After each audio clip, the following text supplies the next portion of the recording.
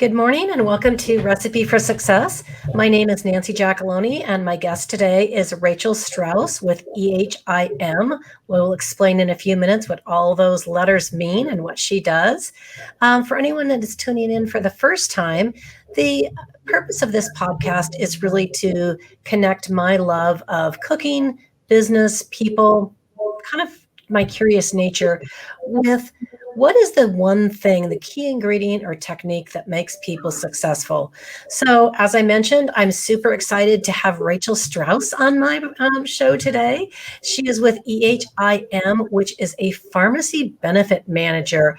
Rachel, welcome and tell everybody a little bit about yourself and what a pharmacy benefit manager is. Sure. So again, my name is Rachel Strauss. I am a Detroit native. That's where I am from. It's also where EHIM is based. But about 7 years ago, I became Houstonian, Nancy. I wouldn't say y'all is part of my everyday vocabulary, but I'm trying to integrate it more because it is fun to say. I have been with EHIM, which is a National Pharmacy Benefit Manager, for 20 years this upcoming December. And for those of you listening who have never heard the term pharmacy benefit manager, a pharmacy benefit manager, or PBM for short, it's another acronym, which I think we have so many of in this health insurance industry. It's crazy. A PBM is the component of healthcare that processes prescription drugs, for lack of a better term. A PBM is responsible for creating a pharmacy network, negotiating pricing for prescription drugs, and a good PBM takes that M part very seriously, which is they try to manage the prescription part, the cost part of the prescriptions. In a fully insured environment, there's a PBM processing claims. In a self-funded environment, you may be more aware of who your PBM partner is. But I think I read somewhere, Nancy, that almost 80 or 85% of all prescriptions that are processed in the country today, even on a cash basis because of copay cards, are processed through a PBM. Yeah, I think I read that term as well. So where in Texas are you now? Sure, I'm in Houston. Houston. Okay. I'm pretty sure that I might have been a Texan in another life because all my favorite people seem to come from Texas. So my husband keeps saying, "We can move, honey, we can move." I'm like, "No, we can't move." But I enjoy what your hair looks like not being in Texas. That's the part that I think I was born for. My hair at some point when I go outside, especially this time of year, it starts to invade people's personal space. Is it humid where you're at?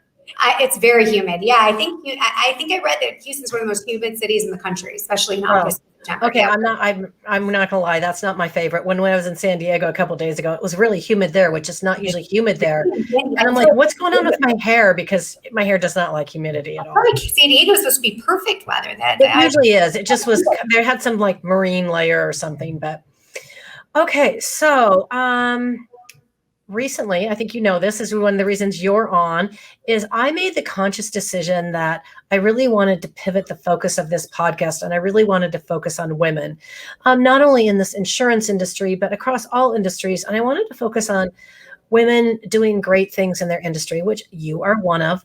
But what's really cool is that EHIM is woman-owned and has been for quite some time. So tell me a little bit about that. So EHIM has always been women-owned. Our CEO and founder, Mindy Fink, literally built EHIM from the ground up from her one-bedroom apartment. She had a pivot in life when she started EHIM. She was originally in the healthcare industry, working as in the nursing field at a doctor's office, and then kind of through other stories ended up starting EHIM. But I was really right out of college when I started with EHIM. I was very impressed with the owner, with our CEO, as I still am always 20 years later today. I think it's amazing to work for a woman, especially with, the way the world is today. Yeah. So obviously you've been with the company for 20 years, which is almost a rarity anymore in today's society, which I'm very impressed with, by the way. But did the fact that it was a woman-owned company factor into your decision not only to start there, but to stay there? Definitely to stay there. I was young out of college, and it was just kind of one of those right place, right time. I don't think very few of us, Nancy, wake up one day in college and like, I'm going to work in the health insurance industry. No. I did have a passion for healthcare. My dream was to become a healthcare reporter in college. I loved the trends and I had a lot of science background, and I graduated right after 9/11, as everyone's now can do the math and figure out how old I am. And, journalism was just different in those days. It was scary, and I wasn't ready to move from my hometown in Detroit. And I had a relationship with the CEO, and she knew who I was. And so I started kind of by accident, I think, which is a lot of how people start in our field. And those who stay a long time at it are the ones that find the passion for it. And I wouldn't have found the passion had it not have been for Mindy. And I think a lot of how we do things at our company that, makes us a little different, I have to say, I think has a little bit of that woman's touch. And I think that the approach to it and really how she built a niche is, I think, probably because she was a woman and just, kind of more of a mother bear kind of concept, and more how she wanted to protect the industry. And I think that's what inspired me every day to come to work. I love that. Okay. So,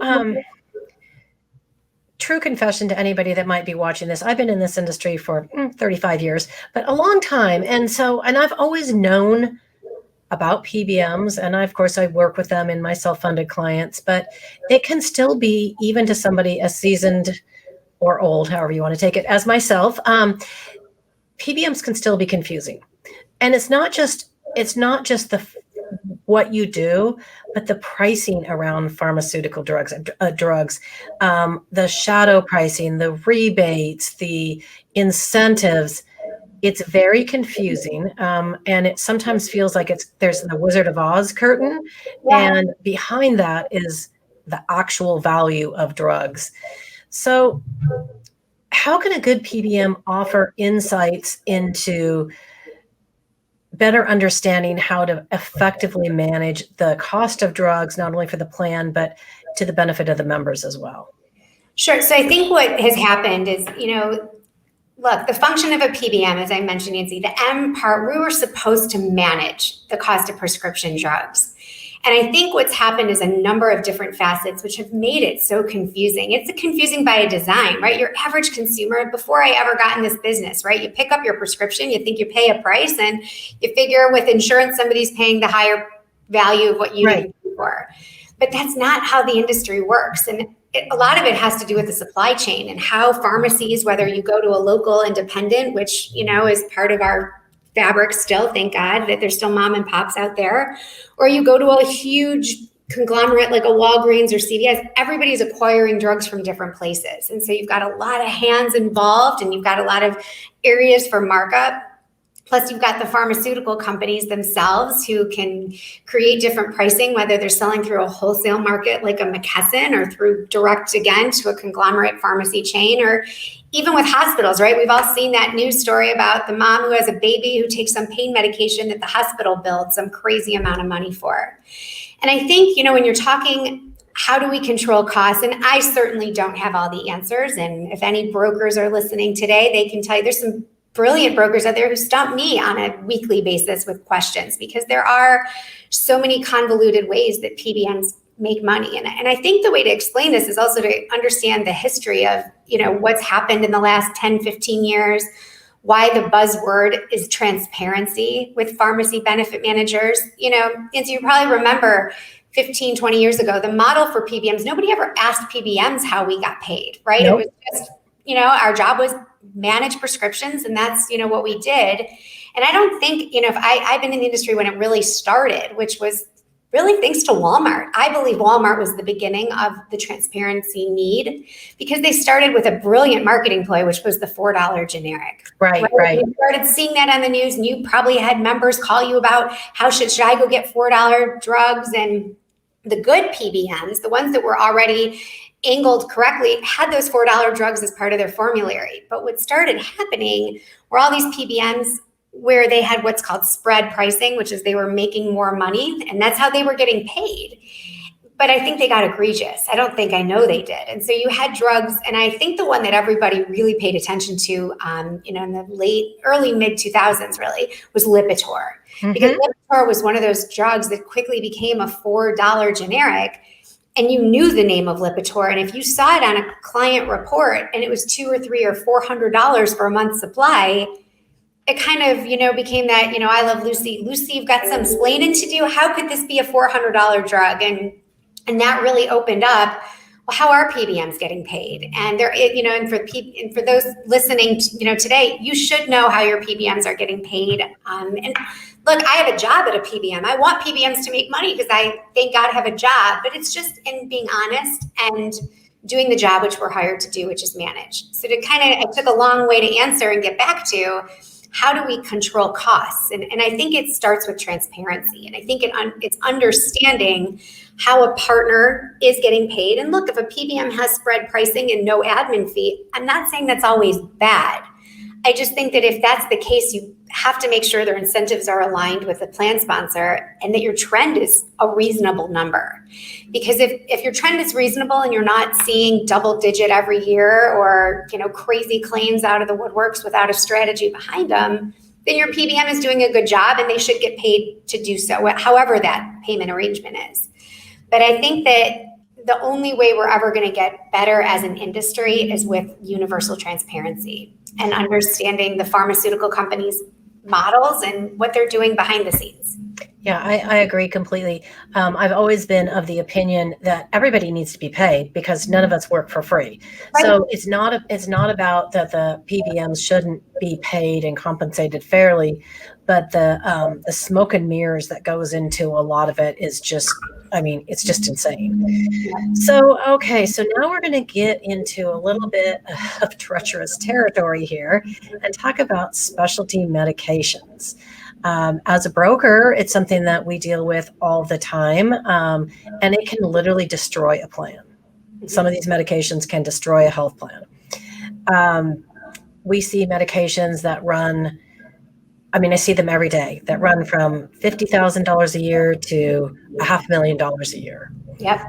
And they sometimes, some of them, not all of them, but some of them don't even really have the full data behind them. It's kind of, well, they work for about 10% of the people, so let's give it a try while we collect all of this money. So hand in hand with that, though, is the advertising for these specialty meds that can seem to cure everything. I sat there one night with my husband. I don't know, we were watching Dateline or something, and he's like, what are you doing? And I'm like, I'm writing down all the medications that are being advertised, and I was looking up the prices.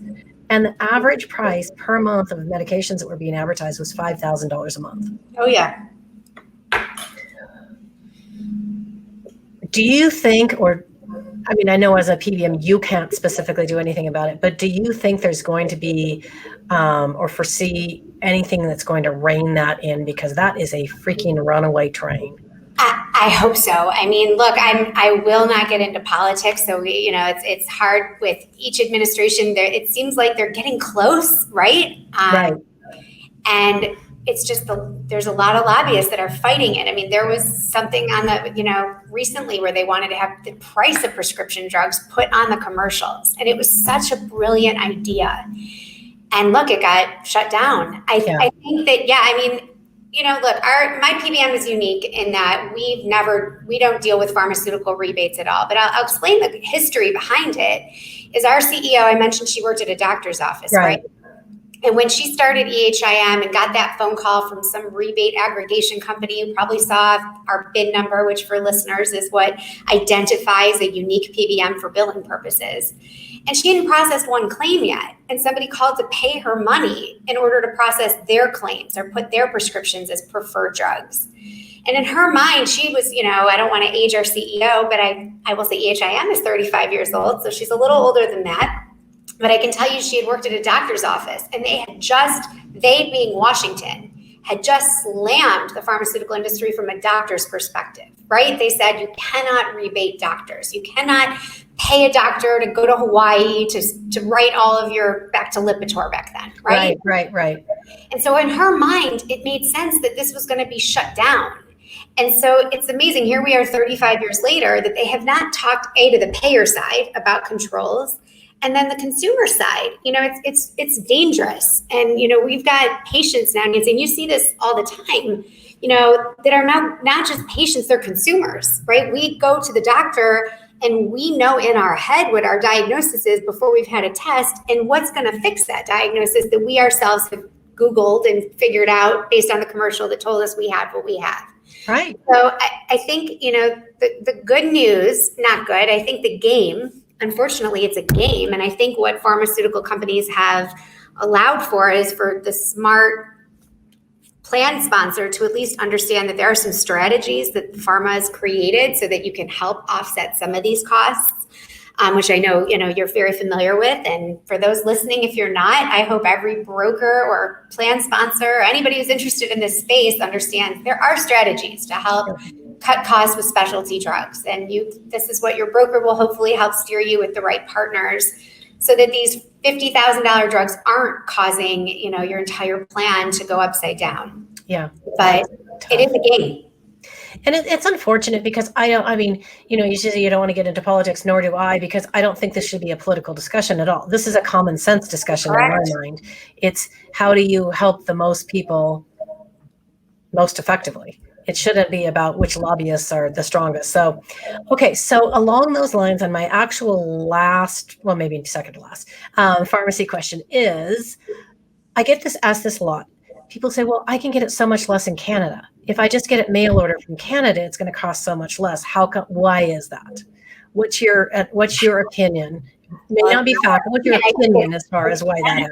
I think it's fact. I think unfortunately, and look, it's both sides because again, we're not going to get political. The FDA has a purpose, right? And the controls that keep us as Americans safe. Look, yes, there's a lot of hands involved and we could go off a lot of conspiracy theories, but the overall function of us as Americans in this country is to have controls, and those controls cost money.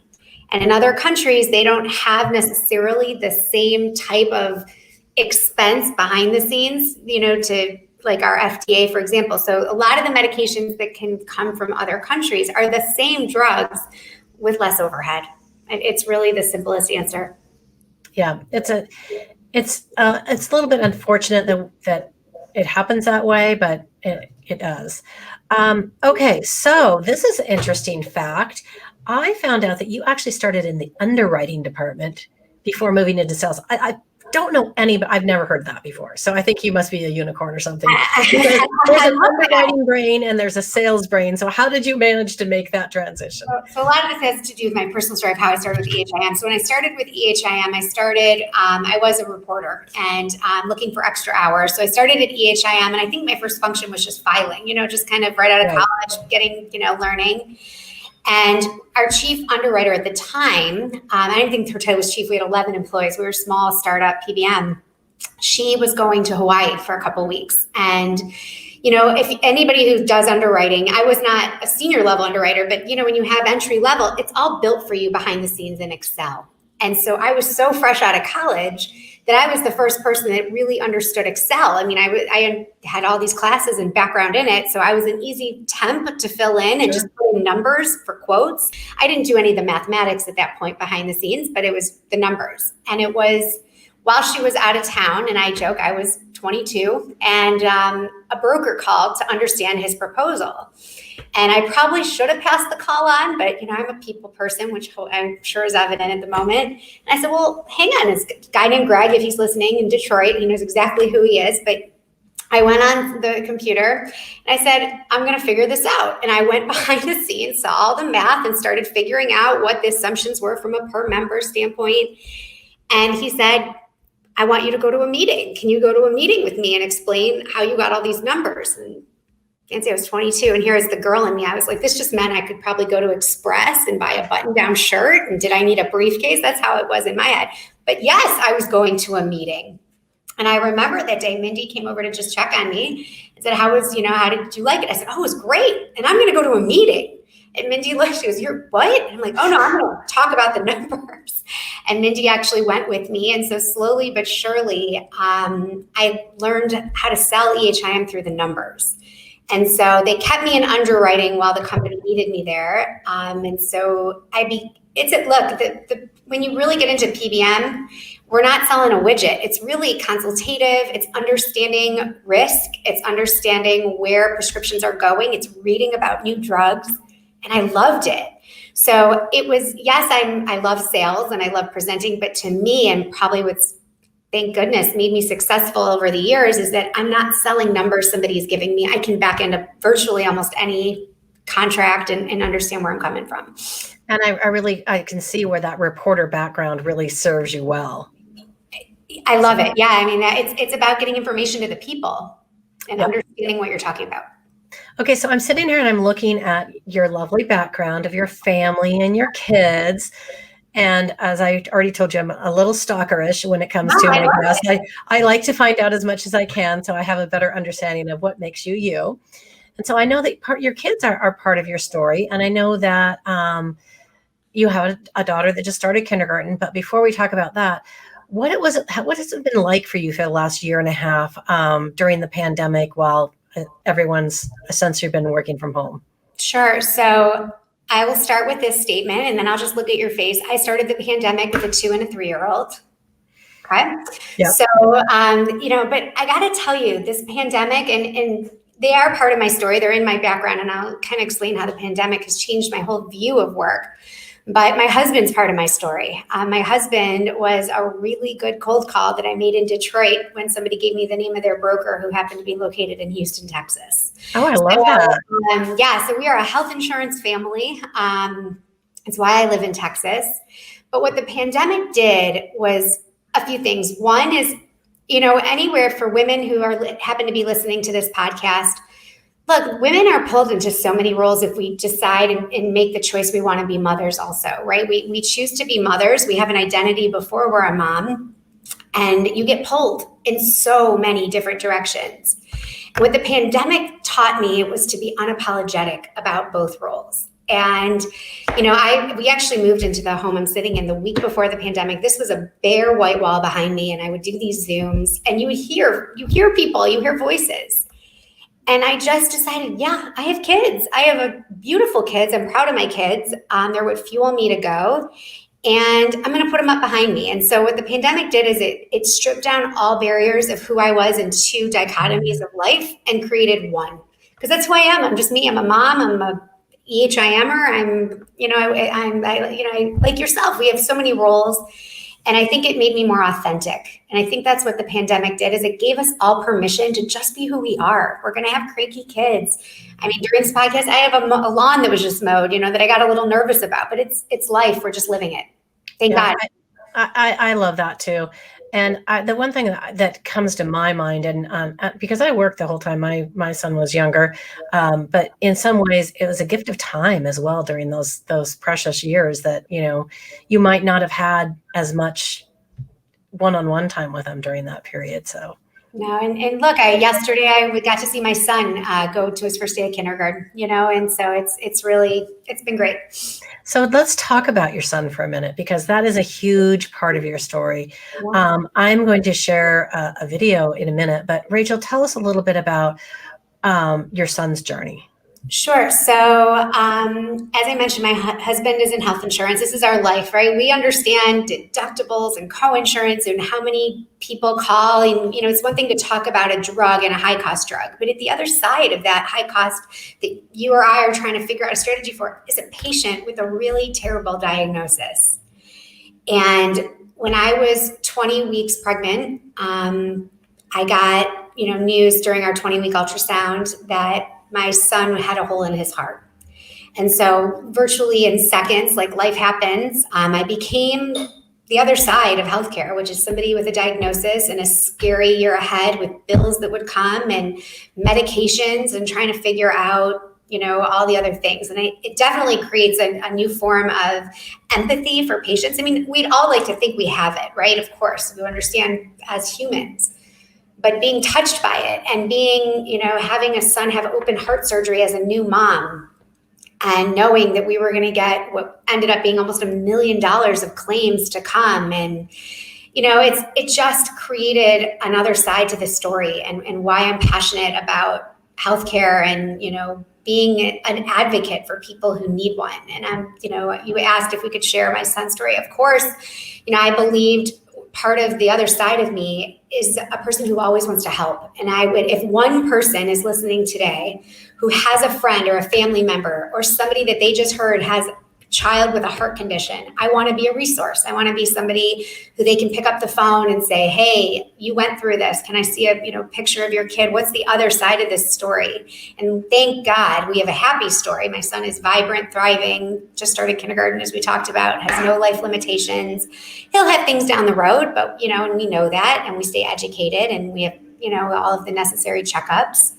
But it's just, again, it continues part of who we are. And my husband, as a broker, as I mentioned, he volunteers at the hospital. He felt like he had no men to call. There was a lot of women who are at the hospital who I could reach out to, but he said that there were dads who just wouldn't understand how their health insurance would work or how to be there for a wife who is probably as emotional as I am. And so it just created a bigger purpose for both of us. I love that. Okay, so we're going to see how good I am. No promises, but I'm going to try and share this video. So hang on, everyone, for half a second here. Okay, so let's see if I can do this. Share screen. Okay, easiest to monitor. Well, that's fine. Let's see, that's not the one I want. Window. Here we. Chrome tab. Maybe I can do that. Oh, here we go. Oh, I think I'm going to do it. You guys should be very, very proud of me right now. Let's see if okay, so let's go ahead and play that. Now I've got it up, so let me get it back to the beginning. Okay, we'll see if this is going to work.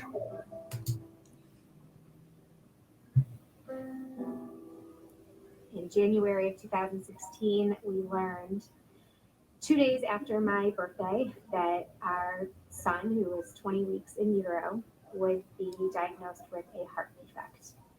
We were sitting there in the room, and the technician who was looking at everything reviewed it and said, well, he's got 10 fingers, he's got 10 toes, he's got, great lungs, the brain activity is great. And, we just kept going on until she paused. She stopped, and there was a long silence, and that was petrifying. A cardiologist came in, reviewed the video, and determined that there was some form of an abnormality in Leo's heart. They made the recommendation that now that we had this heart defect diagnosis, the only place for us truly to deliver would be at Texas Children's Hospital.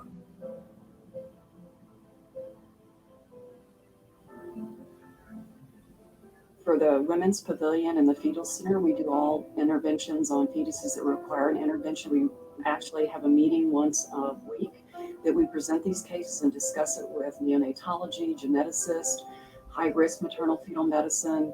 Our OBs have helped to deliver our patients with cardiac defects. So that as a heart center here and as Texas Children's, we're able to have a maternity center that has all components of subspecialties and link that with the heart center. So it's a really perfect program to give the child the best outcome for a good, normal life.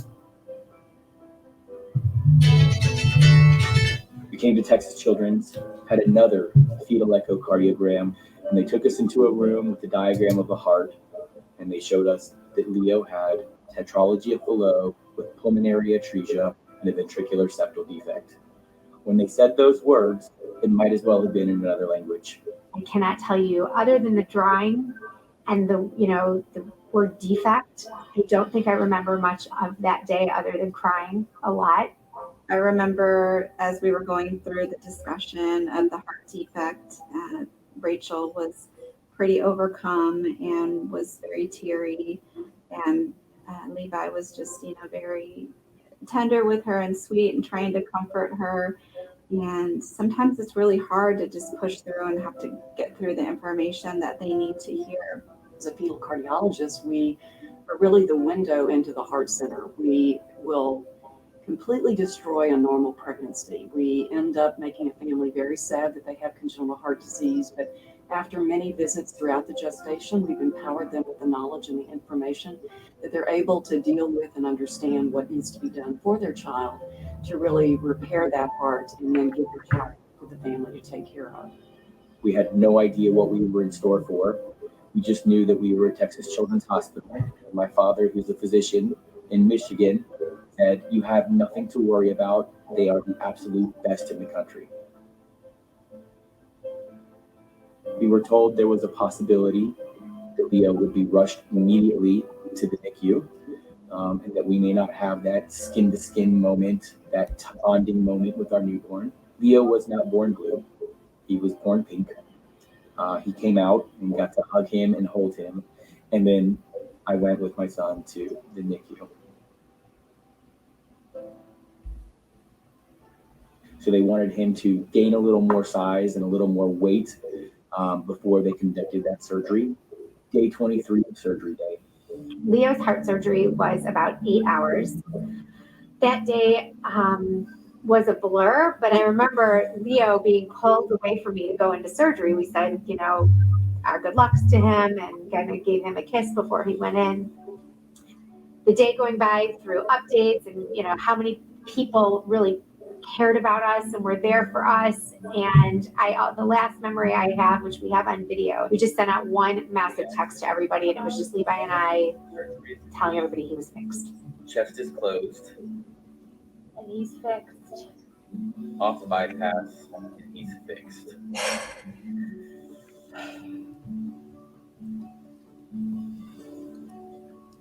So Leo is 2.5. He is perfect.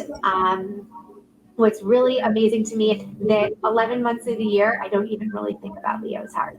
Leo does not take any medications. He does not have any life restrictions. Every November, we will go see Dr. Nancy Ayers, who is our cardiologist here at Texas Children's. My fetal patients are like good books. We see them at the beginning of pregnancy, and I followed many now that are married and having children of their own. So it's sort of like a good story. You see them in utero, you meet their family, you know about their family, and you kind of grow with that family and that child. And I think that's what we're here for at Texas Children's, not only to repair their heart, but to make them normal.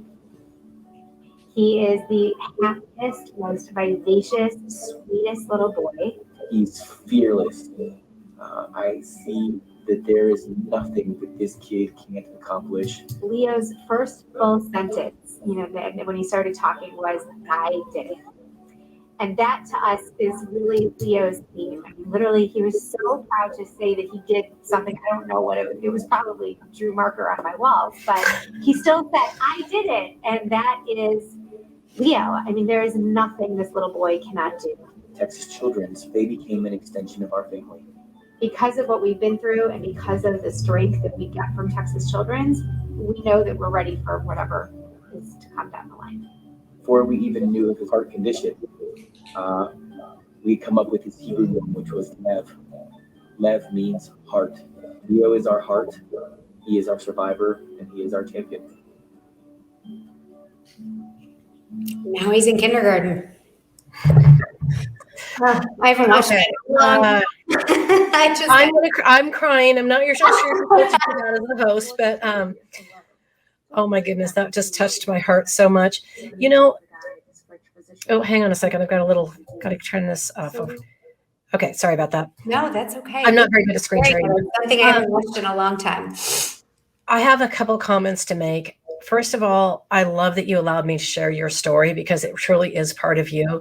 Yeah. But the other reason I'm glad that we could share that story is we work in an industry where we beat up on hospitals and pharmaceutical companies and doctors and labs all the time. But we don't often get to highlight miracles like this and what they can really do. And I think it's beautiful. And I think that it's important to remember that we're all part of the solution, and we need those doctors, and we need those. I'm still crying. We need those miracles, and so we have to be thoughtful in how we approach this problem solving. Yes, thank you. And it doesn't mean we didn't negotiate our deductible. Of course, it doesn't mean any of that, but it just means that we have to be careful with the brush we use when we paint systems. Yeah, no, I'm thankful. And look, when they asked our family to be part of that video, it was obviously because we had a great outcome. And you know, Right. when your kid can be the poster for something, you're like, Right. yes, because that's something you want them to be. But yeah, we're grateful. And it's who I am. And it's, you know, I think so much in this industry, we don't, and that we talked about the pandemic, we're not showing our whole selves. And this is who I am, you know, it's unapologetically and blessed. So you have a daughter as well. Yes, and I just had her when that video was filmed. Yeah, I have a little girl named Goldie. You know, she's the princess of our family. I always wanted a girl, and God's like, okay, we're giving you one. She is adorable. But I'm just so pleased for you that you guys have had such great outcomes, that you've really been able to embrace your whole life, and also kudos to your husband with really stepping up and being there not only for you but for other men going through situations like that. I think that's really amazing. Thank you. Okay, so compose myself for a minute. Yeah, no, all good. So are you and you may actually, do you work from home normally, or are you back in the office? So both. I have a choice. I have an office here. I kind of just depends on my day. So I sometimes go in, truthfully, I'm still a little worried with the Delta variant. And so when I can be home, I'm home. I am traveling again though. For those listening, if anyone goes to the self-insurance conference, that's my next one that I'll be at. I'm looking forward. I know you were just at Benefits Pro, Nancy. So it's exciting to get to see people again. So. Yeah, the self-insurance conference is amazing, and I will not be able to attend that one this year. My son's getting married, so again, we have all these little balance. Oh, congratulations! Exciting things. Okay, so the last pharmacy question, and it's just kind of sort of around pharmacy, but since you mentioned Delta variant, this was actually on my list of things I wanted to touch on. Is we have really seen a dramatic impact on mental health as a result of the pandemic over the last year and a half, which feels like we're closing in on 2 years now. Are you seeing that reflected in pharmacy claims? Oh, yeah. Yeah, this was the first year we actually saw an increase in utilization of scripts overall for a whole block. And that's definitely because of health medicines. And really, I'll be curious to see what telemedicine's impact is on claims and where we go for the future. But hopefully it's a good thing, right? I mean, yes, we could look at utilization, but most of them are not very expensive medications. And I think that when used correctly and monitored, hopefully they'll offset other areas of life that suffer, right? I mean, I hope so. I mean, there's other habits. So you mentioned I was at a conference in which I just was, and one of the sessions I attended on purpose because I was so interested in it was the genomics of pharmaceuticals. Yep. And some of the testing they're doing specifically around antidepressants or anti-anxiety drugs, because they can identify how your body processes them to help you get on the right medication. Do you think there's going to be an uptick in that? I hope so. And look, it's something we've been exploring at our office for years. The problem is the technology is very expensive. And while it's great, I remember bringing it back to Detroit. I think I learned about it at a conference, at a SIA conference 10 years ago. And, I remember bringing it to the office so excited.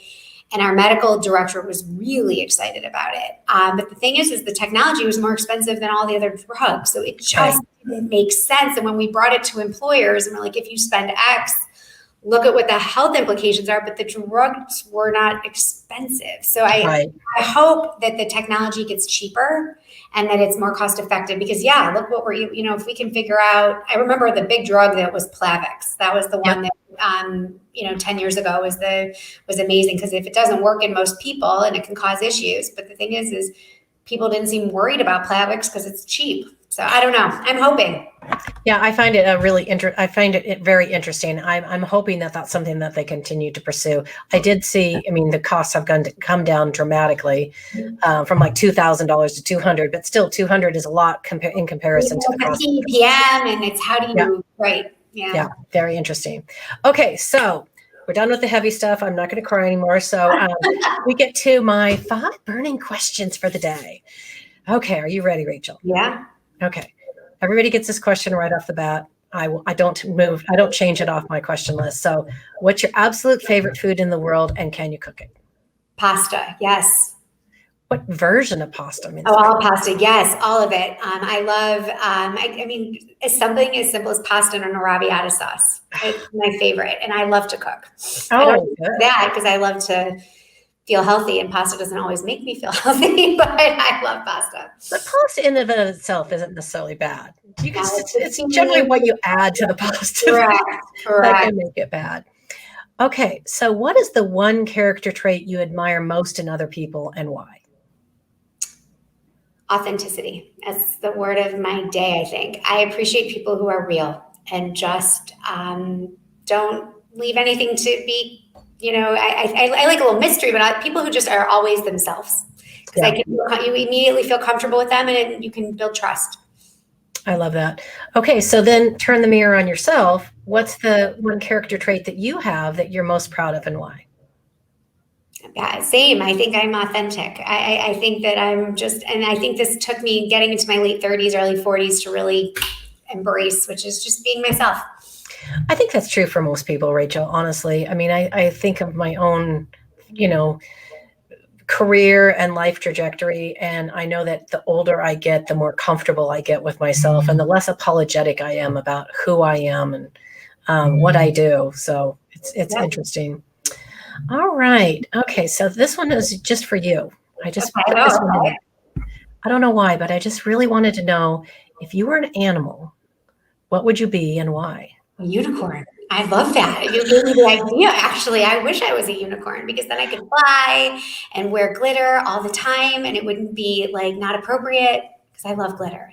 I love glitter too. So I think that's a really good answer. Okay. So what's your secret talent or something people would be surprised to learn about you? I don't know if there's anything people would be surprised to learn about me because I'm always who I am. All right, here, a secret talent. I have been known at a wedding or two to dance with my hair. I'm so embarrassed that I'm saying this, but I really enjoy the art of hair dancing. If there's a Beyonce video caster listening, consider me. So a little hair dancing. Okay, I got it. You got to let your hair down. Yes. All right. Last question. So who's the one person that you've met on LinkedIn, but you've never met him in real life, or maybe a podcast that you follow that you just would really love to sit down and, have a cup of coffee, a glass of wine, and learn more about that person? That I've never met. Never met. I'm going to have to, I can't believe I'm saying this person and they're going to laugh, but I have to say Lester Morales. For the amount of times I've talked to him and been on screens with him and had some battle of the brains, I've never met Lester in person. And Lester is one person that is just a really good person. And he's his heart's in the right place and he's passionate. And I would love to have a drink with him. So I got to meet Lester over this. I actually spent quite a bit of time with him, and that was the first time I'd met him. And I will tell you, he is definitely somebody you should meet in person because he's even better in person than he is on screen or even on a Zoom call. Just a genuine, great person. So yeah, so him and Ben from Rover Analytics, just because Ben is a riot. That's the only. Ben was there too. He was hilarious. I know. I wanted to. Like I said, I wish I could have gone, but I made it. You had more important things to do, and we all yeah, we all have to choose life. So anyway, I would really like to thank you so much for coming on. Is there any last words of wisdom you want to share with the world before you? Just that I'm not, just the words of wisdom is that there's always somebody wiser than you. So if you heard anything I said today and you're intrigued, know that there's so many people out there that have had so many different takes on everything, and learn. Awesome. Well, thank you so much, Rachel. I appreciate it. And for everyone else out there, I will see you next week. Thank you so much for having me, Nancy.